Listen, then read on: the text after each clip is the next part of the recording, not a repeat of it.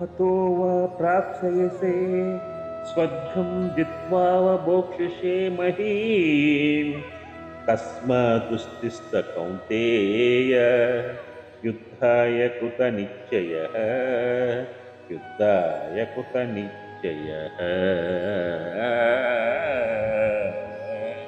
हतो वा प्राप्स्यसे स्वर्गं जित्वा वा भोक्ष्यसे महीम् తస్మాదుష్టిష్ట కౌంతేయ యుద్ధాయ కృత నిశ్చయ.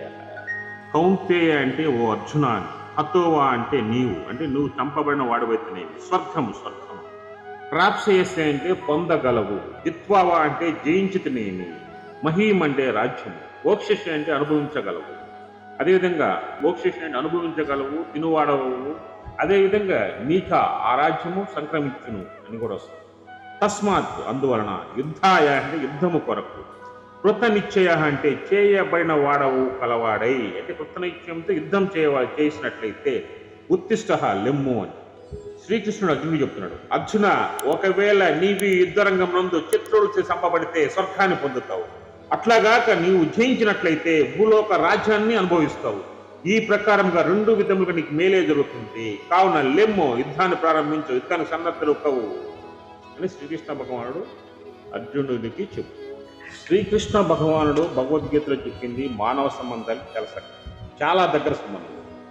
ఏంటి ఆ మానవ సంబంధాలంటే, సాధారణంగా ఒక వ్యక్తి గొప్పవాడు అవ్వాలని కోరుకున్నప్పుడు వారి చుట్టుపక్కల ఉన్న వాళ్ళని నిరాశపరుస్తారు. ఉదాహరణకి ఒక గ్రామంలో ఒక విద్యార్థి నేను ఐఏఎస్ పాస్ అవ్వాలని కోరుకున్నాను. ఆ చుట్టుపక్కల ఉన్న వాళ్ళు ఏం చెప్తారంటే, ముందు వాడు నిరాశపరుస్తారు. ఎవరు వాళ్ళు నిరాశపరిచేది? ఏమి అవగాహన లేకుండా వాడే తెలివైనటువంటి నిరాశపరుస్తారు. ఆ నిరాశపరిచే వాళ్ళని ఎవరైతే ఉన్నారో వాళ్ళని బెదవలు అంటారు. అంటే ఒక గమ్యాన్ని ఒక వ్యక్తిని నిర్దేశించుకున్నాక నువ్వు సాధించలేవు అనేవాడు వాడేమవుతాడు? బెదవ అవుతాడు. అటువంటి బెదవలతో ఎప్పుడు మీరు తిరగకూడదు. ఎవరైతే మిమ్మల్ని ఎంకరేజ్ చేస్తారో వాళ్ళ మాట వినండి. ఈ ప్రపంచంలో ఒక మనిషి తలుసుకుంటే సాధించలేనిదంటూ ఏమీ లేదు. ఎవరైనా సరే సాధించగలరు, అయితే కఠోర శ్రమతో సాధించగలరు. అదేవిధంగా మన చుట్టూ ఉన్న వాళ్ళు నిరాశని, అధైర్యాన్ని, నిరుత్సాహాన్ని నింపి వాడి యొక్క పురోవృద్ధిని, వీళ్ళు వాడేదో పెద్ద మేధావి మాదిరి, వాడింట్లో ఊర్లో దేని పనికిరాడు, వాడు పెద్ద మేధావి మాదిరి మనకు సలహాలు ఇస్తారు. ఎవరైనా సరే ఇంకోటి సలహా ఇస్తుంటే ఆ సలహా ఇచ్చేవాడు బెదవాని అర్థం, అవతలోడు సలహా ఇచ్చేవాడు వేస్ట్ పిల్లని అర్థం. అందుకని యువతలోడు సలహాలు చెప్పేటప్పుడు మీరు ఎప్పుడు కూడా ఆశకి గౌరవించండి. మీ స్నేహం కూడా అందరితో చేయొద్దు, మీరు అనుకున్న పని చేస్తారండి. అదేవిధంగా గ్రామంలో బంధువులు ఉంటారు. ఏం చెప్తారంటే, మొట్టమొదటి శత్రువు ఒక వ్యక్తికి బంధువులే అవుతారు. ఈ సమాజంలో జనులారా, బంధువుల మాట అసలు వినద్దు మీరు. బంధువులు ఇంకో బంధువుని స్వార్థపూరితంగానే చూస్తారు. ఎందుకంటే వాళ్ళ బిడ్డల కంటే మీ బిడ్డలు ఎక్కువ అవుతున్నారు అనుకోండి. వీళ్ళు ఏం చేస్తారంటే వాళ్ళని తగ్గించడానికి అబద్ధాలు చెప్తారు, ఎంతో నీచమా మాటైనా మాట్లాడతారు. అందువల్ల బంధువుల మాట వినద్దు. నిజాయితీగా ఉండి ధర్మానికి దగ్గర ఉండే వాళ్ళ యొక్క సలహాలు మాత్రమే తీసుకో. అదేవిధంగా నువ్వు ఎప్పుడైతే అనుకున్న చేసి తీరు, దానివల్ల నువ్వు విజయం సాధిస్తావు.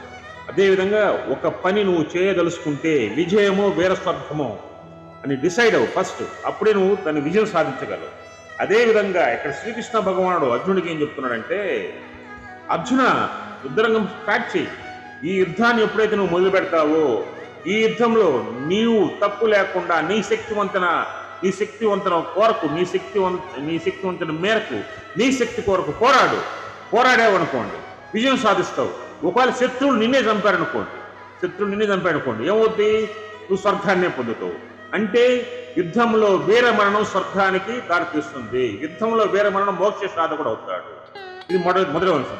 రెండో అంశం, ఇదే శత్రువుల పైన నీవు విజయం సాధించావనుకోండి. విజయం అంటే ఎవరిపైన?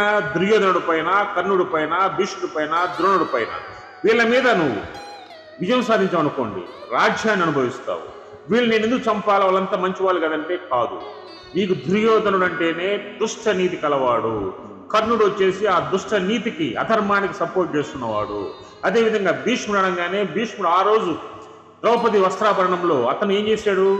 అతను సపోర్ట్ చేయలేకపోయాడు. అదేవిధంగా ద్రోణాచార్యుడు, పుట్టిన నీతి గలవాడే ద్రోణాచార్యుడు. ద్రోణుడు అంటే దుర్మార్గుడు అని. ఆ ద్రోణాచార్యుడు యొక్క దుర్మార్గం ఆలోచన వలన అదే ఈ కురుక్షేత్రంతో వరకు వచ్చింది. ద్రోణాచార్యుడే కానీ వద్దని, నేను యుద్ధం చేయను కానీ దుర్యోధనుడు చెప్పినట్లయితే యుద్ధానికి రారు. అదే భీష్ముడు నేను యుద్ధం చేయనని చెప్తే యుద్ధానికి రారు. భీష్మ ద్రోణులు ఇద్దరు కూడా స్వార్థపరులే. భీష్మ ద్రోణులుని పాండవులతో యుద్ధము చేయమనే మాట అంటే దుర్యోధనుడితో ఖచ్చితంగా వారసులు. దుర్యోధనుడు యుద్ధానికి రాడు, కానీ వాళ్ళ సపోర్ట్ ఉండబట్టే కదా కురుక్షేత్రం యుద్ధంగానే వచ్చారు వాళ్ళు. అదేవిధంగా వాళ్ళు దుష్ట చతుష్టయం, ఇక్కడ వచ్చేసి ఏమవుతుంది, దుష్ట చతుష్టయం అంటే దుర్యోధనుడు, కర్ణుడు అని చెప్తారు, ధృతరాష్ట్రుడు అని చెప్తారు.